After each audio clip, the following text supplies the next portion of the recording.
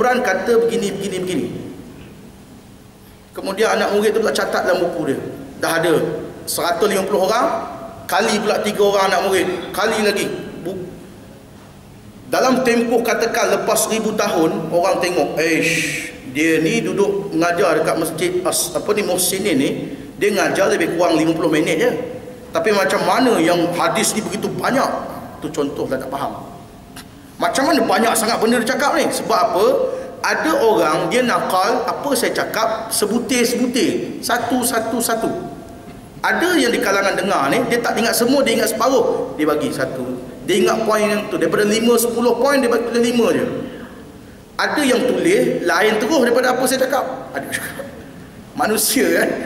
Tu kata ada perawi yang siqah, ada perawi yang dhabit, ada perawi yang ghairu mundhabit, ada yang mudallis, macam-macam lah. Jadi bermakna sekali cakap tetapi yang terhasil tulisan nanti banyak. Jadi takkanlah orang kata ni kerja dia ni bercakap ni kalau betul-betul ni makan masa 5 hari ni, tetapi dia bercakap lebih kurang 50 minit je dalam surau. Itulah contoh kalau nak faham macam mana orang-orang yang hanya menggunakan logik akal semata-mata untuk menolak hadis-hadis Nabi SAW. Jadi waktu tak cukup sebenarnya nak cakap pasal anti hadis ni. Cuma saya nak bagi hujah satu lah. Kata laki-laki yang menyampaikan hadis kepada orang ini, orang yang tolak tadi, dia cakap apa pada orang tu? Ala wa inna ma harrama Rasulullah sallallahu alaihi wasallam mithlu ma harramahu Allah. Ketahuilah, tidakkah apa yang diharamkan oleh Rasulullah itu sama seperti apa yang diharamkan oleh Allah? Jadi orang ni kata tak, aku pakai Quran saja, aku tak pakai hadis. Tuan-tuan cari mana-mana orang yang ikut ajaran ini, ajaran yang tak pakai hadis ni, tuan-tuan tengok dia makan tak ikan siakap masak 3 rasa, sotong bakar, kerang bakar, ikan bawal masak cangrai, makan ikan lah kata, makan makanan laut.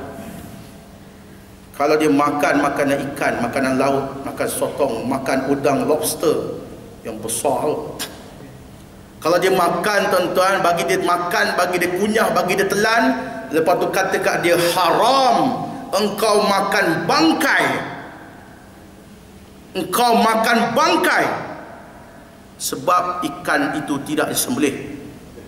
Quran menyatakan, antaranya hurriman alaikumul maitah, diharamkan kamu makan bangkai. Al-maitah iaitu binatang yang tak sembelih, semua bangkai. Semua binatang yang mati tak sembelih adalah bangkai. Makan kambing tak sembelih, bangkai. Ayam gelik kereta, bangkai, semua bangkai. Ikan tak sembelih, bangkai. Udang tak sembelih, bangkai.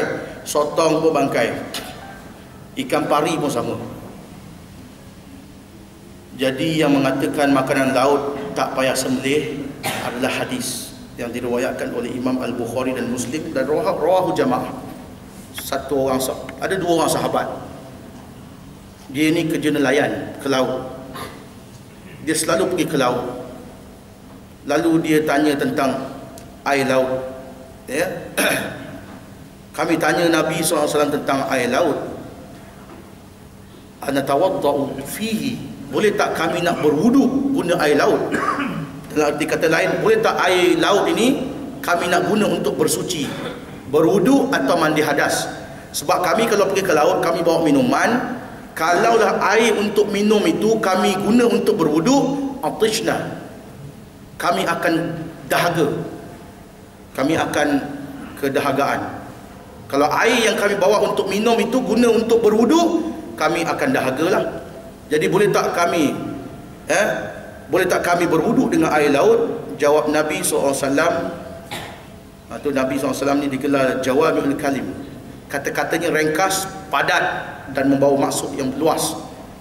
Kata Nabi SAW, at-tahuru ma'uhu, al-hillu maitatuh. Air laut itu suci. Maknanya boleh nak guna mandi boleh, berwuduk boleh, gosok gigi boleh, semua boleh. Airnya bersih. Walaupun ada garam. Kalau ikut air mutlak ni, air yang tak bercampur kan. Jadi rasa air tu dah rasa garam lah. Tapi kita tak panggil air laut itu ma'ul milh, air garam. Kita kata air laut, ma'ul bahr. Air sungai kita panggil dia ma'ul nahar, air sungai. So air ini semua air mutlak. Walaupun rasanya masin, kadang-kadang air paya tu rasanya payau, tapi itu air mutlak. Jadi maknanya air laut rasanya masin, dia air yang suci untuk kamu berwuduk, mandi hadas dan sebagainya. Al-hillu maitatuh, Nabi tambah. Nabi SAW tambah, air itu suci, air laut itu suci, dan bangkai-bangkainya halal. Maknanya ikan siakap, ikan pari, udang galah, udang apa, sotong, apa sajalah, semuanya tak payah sembelih. Kalau tidak tuan-tuan, susah agama kita. Nelayan bila dia kalau memancing tak apalah. Kalau nelayan yang pakai pukak tu, dia keluar sekali brrr, ikan. Naia tuan-tuan nelayan tu, bismillah, bismillah, bismillah. Berapa ekor ikan nak sembelih. Dia sembelih tersembelih tangan dia. Ikan dikecualikan daripada sembelihan, tazkiyah, tak payah sembelih. Lagipun ikan tak ada leher, dan ikan tidak banyak darah. Sotong tak ada darah. Binatang-binatang ni hikmah Allah Ta'ala buat, tak ada, dia tidak ada darah berbanding makanan apa tu, haiwan-haiwan di darat, lembu, kambing, kijang, rusa dan sebagainya. Darah ni bawa penyakit. Bila sembelih, darah tu buang. Jadi orang-orang yang tolak hadis, dia kena tolak juga makanan laut. Tu dia, sekian dimaklumkan. Dah pukul apa dah ni? Dah dekat 1.49, seminit lagi. Jadi saya rasa itulah hadis yang dapat saya kongsi dengan tuan-tuan hari ini. Mujur tuan-tuan ni jenis duduk dalam majlis ilmu. Ada sahabat kita tadi pun, dia nak hadis yang sahih, yang hasan, kita boleh terima dari segi hukum. Ya, itu baguslah. Satu segi, ya, kita hari zaman ni kita nak sumber syariat, Quran, sunnah. Sunnah ni pun dikenal pastilah. Ada hadis-hadis dia dhaif, tetapi lahu syawahid. Kena mengaji bina hadis.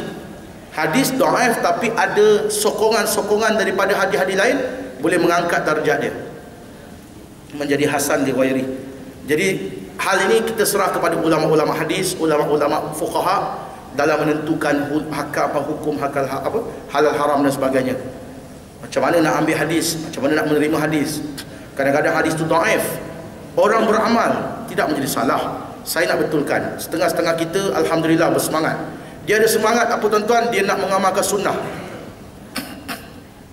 Jadi kata dia, Nabi SAW lepas solat, Nabi tak sapu muka. Assalamualaikum warahmatullahi wabarakatuh. Assalamualaikum warahmatullahi wabarakatuh. Kan? Ini ada hadis riwayat, saya ingat Abu Daud atau An-Nasai, saya kena periksa balik. Tetapi riwayatnya dhaif. Dia tidak sampai kepada dhaif jiddan. Okey. Jadi siapa beramal dengan hadis dhaif sapu muka, boleh ke tak boleh? Boleh. Boleh. Tetapi hadis itu dhaif. Siapa yang berpandangan hadis itu dhaif, dia tak nak buat, tak apa, bagus. Bagus untuk diri dia lah. Tetapi bila dikatakan orang yang sapu muka lepas sembahyang itu bid'ah, yang ni berat. Itu saya nak pesan. Jadi kita ni beramal kadar ilmu yang kita ada, dan kita meraihkan orang lain yang berbeza pendapat dalam masalah furu'. Tapi kalau sampai tolak hadis ni, this is enough, tuan-tuan. Enough is enough. Melampau dah ni. Ya, tuan-tuan kalau jumpa orang tolak hadis ni, tuan-tuan tengok dia makan ikan ke tak? Tuan-tuan jemput dia mari rumah, aku nak masak semua makanan laut je. Masak ikan, sotong, udang, semua makanan laut je. Lepas tu dia tengok dia makan tak? Bagi dia makan semua, dah makan, kata dia haram kau makan. Aku tak apa, aku hadis. Aku ikut hadis. Engkau tak ikut hadis. Ya, itu yang senang lah. Sebab golongan ini dia dah ada satu latar pemikiran yang dia dah pegang.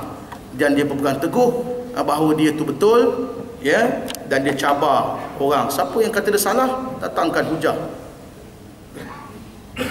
Hadis ni tuan-tuan, sebagaimana diwartakan haramnya Al-Arqam, ayah Pin, Tuan Harun, anti hadis ni pun kena diwartakan ajaran sesat. Macam mana ajaran Al-Mansur, macam-macam ajaran sesat ni, masukkan sekali ajaran anti hadis ni. Tapi macam mana dia punya penaung dia, backup belakang ni kuat, wallahu a'lam. Jadi tuan-tuan, saya hari ni bukan bawa saya punya kuliah ni, kuliah saya hari Rabu. Hari ni saya menggantikan penceramah yang tak hadir. Jadi beliau buat kutipan untuk tahfiz An-Nur, Ustaz Ridwan Makno, tahfiz An-Nur di Setiu. Tuan-tuan apa kenal Ustaz Ridwan Makno, saya tak payah promote lah. Siapa yang nak menyumbang boleh menyumbang di belakang nanti. Sekadar itu dahulu tuan-tuan, aqulu qawli hadza wa astaghfirullah li wa lakum wa lisairil muslimin wal muslimat fastaghfiruh innahu huwal ghafurur rahim. Subhanakallahumma wa bihamdika asyhadu an la ilaha illa anta astaghfiruka wa atubu ilaik. Ada satu untuk satu lagi Azizul yang akan buat. Kalau tak, sudah tutup.